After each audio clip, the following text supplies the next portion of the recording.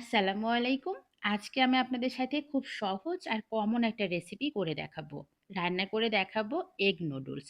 যারা নতুন রাঁধুনি আছেন কিংবা ব্যাচেলর ভাইয়া আপুরা আছেন, খুব সহজে কিভাবে এগ নুডলস রান্না করবেন আর এটার টেস্ট কিভাবে অনেক বেশি বাড়ানো যায় সেটাই আজকে আপনাদের সাথে শেয়ার করব। এইভাবে নুডলস রান্না করা শিখে গেলে আর অন্যভাবে রান্না করতে চাইবেন না। এগ নুডলস রান্না করার জন্যে প্রথমে কড়াইয়ের মধ্যে আমি মোটামুটি ৩ চামচের মতো সয়াবিন তেল দিয়ে দিলাম। তেলটা গরম হয়ে গেলে আমি এখানে একটা ডিম দিয়ে দিচ্ছি। ডিমটাকে ভালো করে স্ক্র্যাম্বল করে নিব। আমি ২ প্যাকেট নুডলসের জন্য একটা ডিম দিয়েছি। আপনারা চাইলে কিন্তু ২ টা ডিমও ব্যবহার করতে পারেন। ডিমটাকে ভালো করে স্ক্র্যাম্বল করে নিব। যখন দেখব ডিমটা স্ক্র্যাম্বল হয়ে গিয়েছে, তখন একটা চামচের সাহায্যে স্ক্র্যাম্বল করে রাখা ডিমগুলো একটা বাটির মধ্যে উঠিয়ে নিব। স্ক্র্যাম্বল করে রাখা ডিমগুলো উঠিয়ে নিয়ে ওই তেলের মধ্যেই পেঁয়াজ আর কাঁচামরিচ দিয়ে দিব।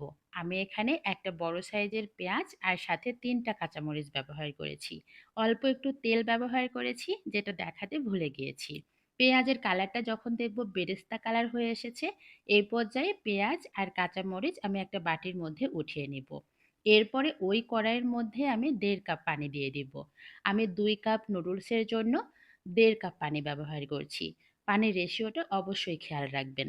পানিটা বলক উঠে গেলে আমি ম্যাগির নুডলসগুলো দিয়ে দিলাম।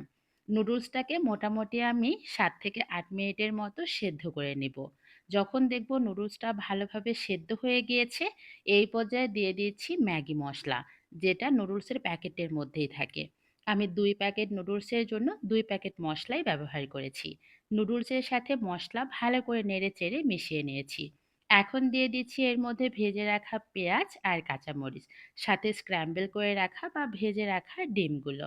সবকিছু ভালো করে নেড়ে-চেড়ে মিশিয়ে নিতে হবে। আমি কিন্তু প্রথমে কোনো প্রকার লবণ ব্যবহার করি নাই। এই পর্যায়ে সামান্য একটু লবণ দিয়ে দিব। আর সাথে দিয়ে দিব ১/২ চামচের মতো সয়া সস। সয়া সসেও কিন্তু লবণ আছে এবং ম্যাগি মসলা যে ব্যবহার করেছি সেখানেও কিন্তু লবণ আছে। তাই লবণের পরিমাণটা অবশ্যই বুঝে শুনে ব্যবহার করবেন। ব্যাস সবকিছু ভালো করে নেড়ে-চেড়ে ভেজে নিলেই কিন্তু এগ নুডলস একদম রেডি। এইভাবে নুডলস রান্না করা যেমন খুবই ঝামেলা কম, ঠিক তেমনি খেতেও ভীষণ মজার। দেখবেন বাসার ছোট থেকে বড় সবাই খেতে এই নুডলসটা অনেক বেশি পছন্দ করবে। অনেকেই অনেকভাবে নুডলস রান্না করেন। তবে একদিন এভাবে এগ নুডলস রান্না করে দেখবেন। এটা রান্না করা যেমন কোনো ঝামেলা নাই, খেতে অনেক বেশি মজার। এই ভিন্ন স্বাদের নুডলসের রেসিপি আপনাদের কাছে কেমন লেগেছে? অবশ্যই আমাকে কিন্তু কমেন্টস করে জানাতে ভুলবেন না। আজকে চলে যাই ইনশাআল্লাহ। আগামীকাল দেখা হবে নতুন কোনো ভিডিও নিয়ে। আল্লাহ হাফেজ।